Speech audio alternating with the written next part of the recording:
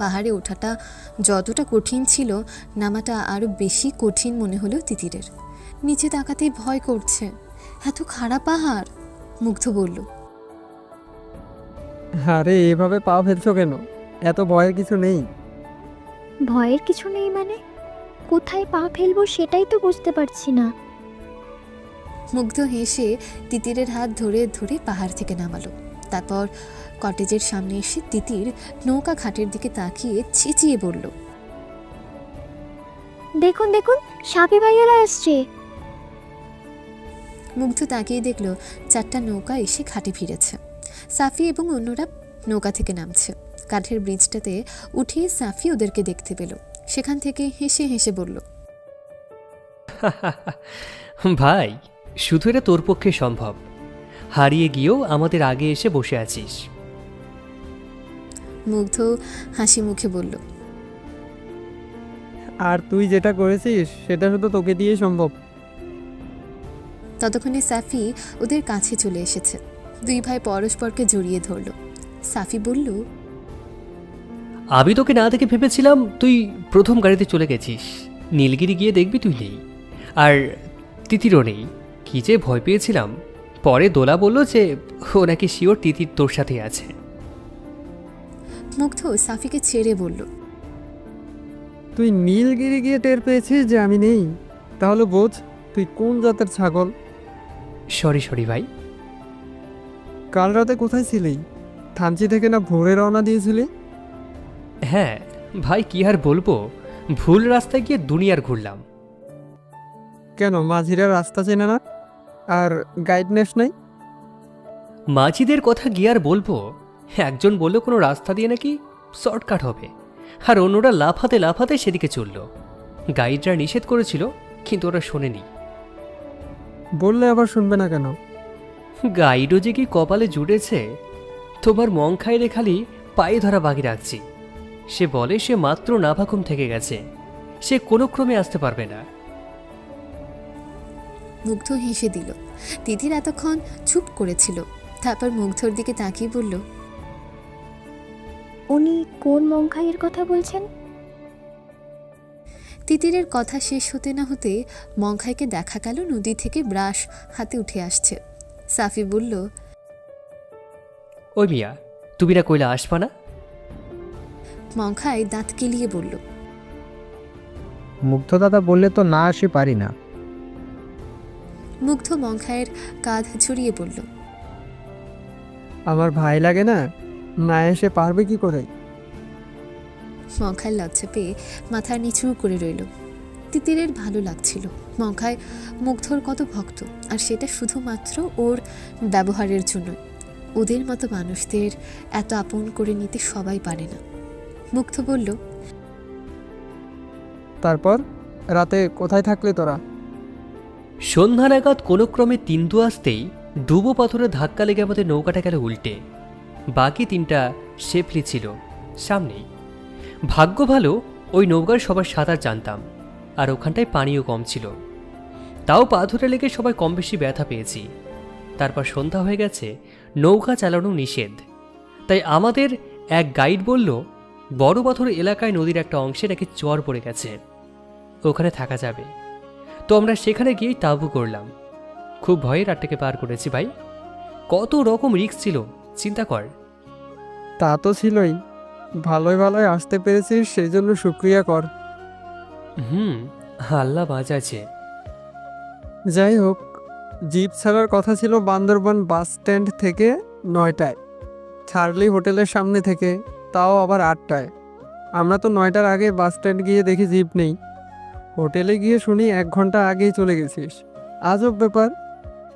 আরে আর বলিস না, জিপ ড্রাইভার এসে বলে জিপ রেডি, চাইলে আমরা আগেও যেতে পারি। তো আমি দেখলাম সবাই ফ্রেশ হয়ে খেয়ে দিয়ে রেডি, তাই ভাবলাম যত তাড়াতাড়ি যেতে পারবো ততই ভালো। রওনা দিয়ে দিলাম। তোরা কিভাবে এলি? হ্যাঁ, অনেক কাহিনী, সব বলবো, আগে ফ্রেশ হই না তোরা। এতক্ষণে দোলাও চলে এসেছে। তিতিরকে দেখে জড়িয়ে ধরে বলল, আহারে, বোনটা আমার অনেক কষ্ট হয়েছে না? তিতির অযথায় অস্বস্তি বোধ করল। বলল, না না, ঠিক আছে একদম।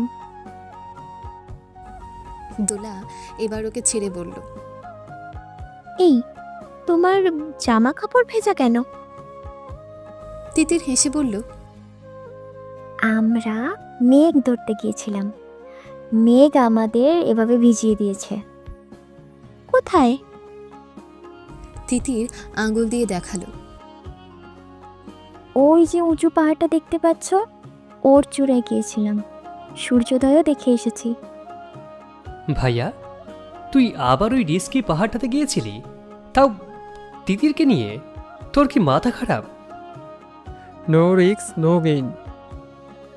আসলেই রিস্ক নিয়ে গিয়েছিলাম বলেই তো আমার জীবনে দেখা সবচেয়ে সুন্দর দৃশ্যের লিস্টে আরও একটা যোগ হলো। হ্যাঁ, কিন্তু জানে রিস্ক নিয়ে এসব করা কিন্তু উচিত নয়।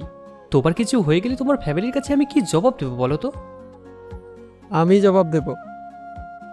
ভাইয়া, তোর সাহস অতিরিক্ত বেশি। কারণ আমি জানি আমি ওখানে ওকে সেফলি নিয়ে যেতে পারবো, আবার সেফলি নিয়েও আসতে পারবো, তাই নিয়ে গেছি। আর ও তোর মতো ভীতু না যে অর্ধেকটা গিয়েই ফিরে আসবে। She is a pure traveller. গত 2-3 দিন ধরে আমাদের ওপর দিয়ে যা গেছে, অন্য কোনো মেয়ে হলে তো ভেঙে পড়তো, কান্নাকাটি করতো, বিরক্ত করতো, হার্ট অ্যাটাকও করতে পারতো। ও বলেই হাসি মুখে স্টেবল ছিল, বিপদকে বলেছে অ্যাডভেঞ্চার। ওকে নিয়ে পৃথিবীর যে কোনো দুর্গম জায়গায় চলে যাওয়া যাবে, কোনো প্রবলেম হবে না। মুগ্ধর মুখে এসব কথা শুনে লজ্জায় কুঁকড়ে গেল তিতির। সাফি, দোলা মিটিয়ে মিটিয়ে হাসছিল। মুগ্ধ যে অ্যারেস্ট হয়ে গেছে তা বুঝতে কারোরই বাকি রইল না। তিতির যে ঘরে ছিল সে ঘরে ঢুকেই দোলা বলল, ভাইয়ার ব্যাগ এখানে কেন? তোমরা একসাথে ছিলে? এত ফাস্ট? তিতির কি বলবে ভেবে পেল না। মুগ্ধ পেছন থেকে দোলার মাথায় একটা গাট্টা মেরে বলল, চিন্তাটাকে বিশুদ্ধ কর আর মনটাকে ড্রাই ক্লিনার্সে দে, ওটা নোংরা হয়ে গেছে।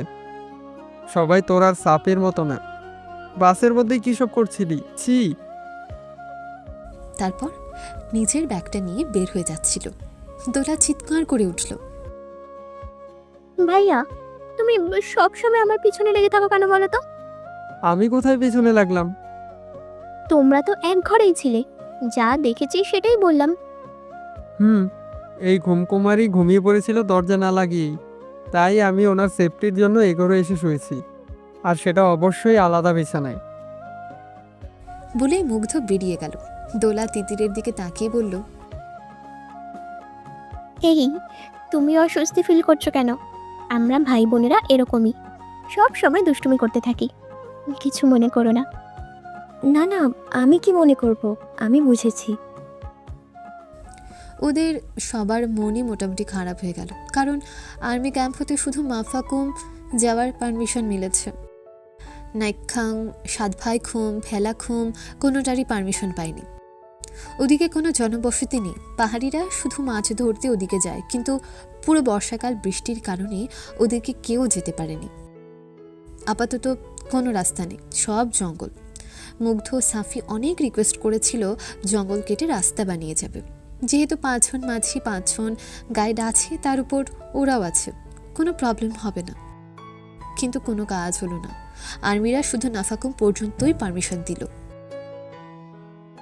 রেমাক্রি বাজার থেকে নাস্তা করে 8টার মধ্যে ওরা রওনা হয়ে গেল নাফাকুম জলপ্রপাতের উদ্দেশ্যে। রেমাক্রি হতে গাড়ি তো দূরের কথা, নৌকাও চলাচল করতে পারে না বলে নাফাকুম পর্যন্ত পুরো রাস্তাটা পায়ে হেঁটেই যেতে হয়। নাফাকুম যাওয়ার রাস্তাটা বড্ড সুন্দর, ঘন সবুজ পাহাড়ি জঙ্গল, তার মধ্য দিয়ে বয়ে চলেছে অসম্ভব সুন্দর একটা ঝিরিপথ ধরে হাঁটছে সবাই। তিতিরের খারাপ লাগছে। এ কদিন মুগ্ধ আর ও একসাথে ছিল, সারাক্ষণ টুকটাক গল্প করেছে, আর আজ দূরে দূরে থাকতে হচ্ছে। দোলাপু সারাক্ষণ ওর পাশাপাশি হাঁটছে, মুগ্ধ কাছাকাছি আছে, কথাও বলছে, কিন্তু স্পেশালি ওকে কিছুই বলছে না, শুধু দৃষ্টি বিনিময় হচ্ছে। ব্যাপারটা খুবই স্বাভাবিক, সবার সামনে তো আর মুগ্ধ সারাক্ষণ ওর সাথে বকবক করতে পারবে না, কিন্তু তবুও মন মানতে চাইছে না।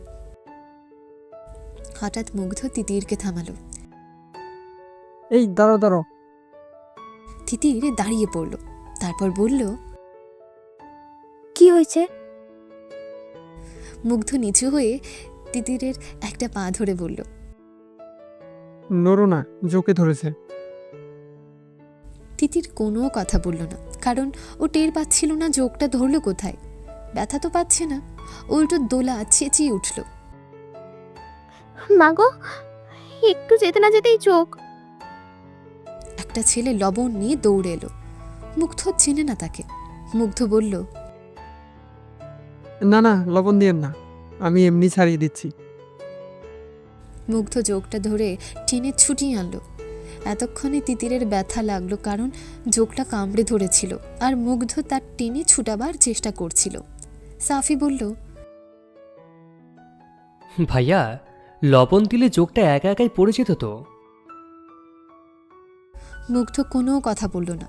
জোকটা ছুটিয়ে ফেলার সাথে সাথে রক্ত পড়তে লাগলো। মুগ্ধ যত তাড়াতাড়ি সম্ভব পকেট থেকে রুমাল বের করে পায়ের ক্ষতস্থানটায় বেঁধে দিয়ে বলল, লবণ দিলে জোক পড়ে যেত ঠিকই, কিন্তু ইনফেকশন হয়ে যেত, মাসখানেক ভুগতেও হতো। এখন তা হবে না, রক্ত এমনি এমনি থেমে যাবে। তিতির কিচ্ছু বলল না, দাঁতে দাঁত চেপে রইল। ওর কিছুই বলার নেই, ও জানে ওর সবচেয়ে ভালো হবে যাতে মুগ্ধ তাই করবে। কিছু দূর যেতেই দেখা গেল ঝিরির পানি অনেকটাই বেশি, মুগ্ধর হাঁটুর উপর পর্যন্ত, যা তিতিরের কোমর সমান হবে। তিতির বলল, ইস, পুরো ভিজে যাব। ভেজা কাপড়ে সারাটা দিন থাকতে হবে। আচ্ছা, আর কোনো রাস্তা নেই এটুকু পার হওয়ার? না, এটাই একমাত্র রাস্তা।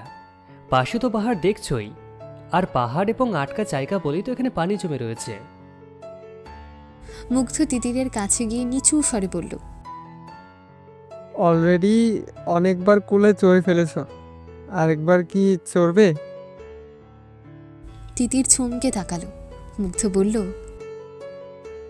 আই মিন টু সে, তোমার কোনো আপত্তি না থাকলে আমি তোমাকে কোলে করে এইটুকু পথ পার করে দিতে পারি। তিতির লজ্জা পেয়ে গেল। মনে মনে তো নাচছে, কিন্তু এ কথা রিপ্লাই ও কি করে দেবে? হ্যাঁ, কোলে চড়ব, এ কথা কি বলা যায়? মুগ্ধ বোধহয় বুঝিয়ে নিল। আচমকাই তিতিরকে কোলে তুলে পানির ভেতর নিয়ে হাঁটা শুরু করলো। তিতির মুগ্ধর গলা জড়িয়ে ধরে তাকিয়েই রইল মুগ্ধর দিকে। এতগুলো মানুষের সামনে মুগ্ধ যদি এতখানি পানির মধ্য দিয়ে ওকে কোলে করে হাঁটাতে পারে, ও কেন পারবে না মুগ্ধর দিকে তাকিয়ে থাকতে? মুগ্ধও কম না, ড্যাব ড্যাব করে তাকিয়েছিল তিতিরের চেয়ে থাকা চোখে। কি যে আনন্দ হচ্ছিল তিতিরের, খানিকটা অহংকারও। অহংকার তো খারাপ, তবু আজ তিতির অহংকার করবে। কেনই বা করবে না? গ্রুপে যে কয়েকটা মেয়ে আছে তাদের সাথে, সবার সাথে তাদের বয়ফ্রেন্ড আর শুধু একজনের সাথে ফ্রেন্ডরা আছে। তবু সবগুলো মেয়ে কোমর সমান পানিতে হাঁটছে। ছেলেগুলো বড়জোর ওদের হাত ধরে আছে, আরও একজনের কোলে করে যাচ্ছে। হা করে তাকিয়ে তা সবাই দেখছে। নিজেকে তখন প্রিন্সেস মনে হচ্ছিল।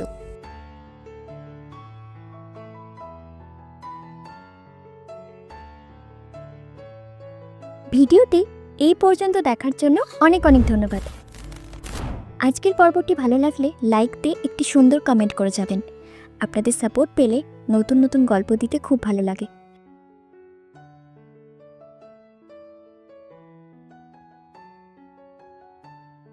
ধন্যবাদ সবাইকে।